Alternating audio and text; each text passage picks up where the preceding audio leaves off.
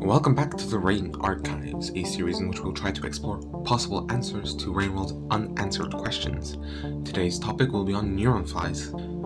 After the last video, I thought it would be a good idea to explore what neuron flies actually are and what role they serve in the iterator's functions. We know that neuron flies are crucial to iterator processes. Without them, they seemingly cannot function, but why is this the case? What makes them so important? To answer this, I think first we should look at the role they have in a functioning iterator. 5 Pebbles has a lot of neurons, hundreds if not thousands of them floating around aimlessly throughout his can. However, if you take a closer look, you'll notice that this movement is not actually random, but rather they seem to move to and from these tendrils that coat many of 5 Pebbles' interior walls, sometimes simply through them, or other times linger the tips of them. My bet would be that this phenomenon could be some sort of data transfer between the neurons and the rest of the structure.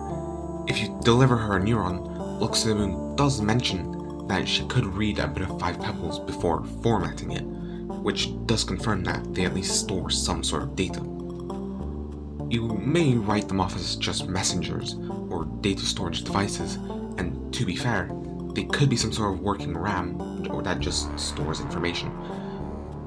But I think it goes a bit further than that. We know that iterators make heavy use of microbes, quote-unquote, outsourcing most of their processing to them. These microbes are in a stratum, which in this case likely means their processing layer.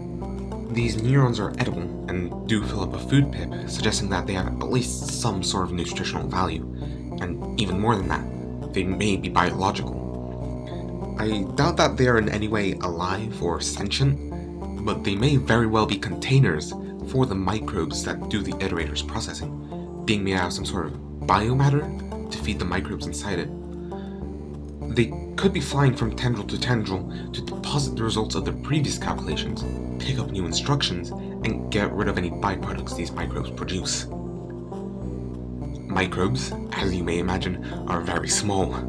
With the size they are, a single neuron fly could easily fit billions of them, making one neuron fly quite capable of an incredible amount of processing.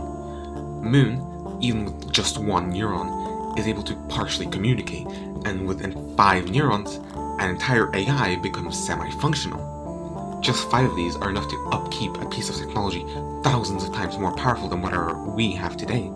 It makes you wonder just how much processing power a fully functional iterator has. There is, however, also a second possibility. The exterior pearl mentions that iterators are not only made of microbes, but also dull-witted bugs. Neuron flies could be these bugs, though I don't think it would change their functionality in the end. There's one more thing I'd like to touch on. Why do they make you glow? Frankly, I don't think there's a real answer to this, beyond maybe they glow themselves and make you absorb their bioluminescence. So, there's a possible theory as to what neuron flies are and what role they serve for an iterator.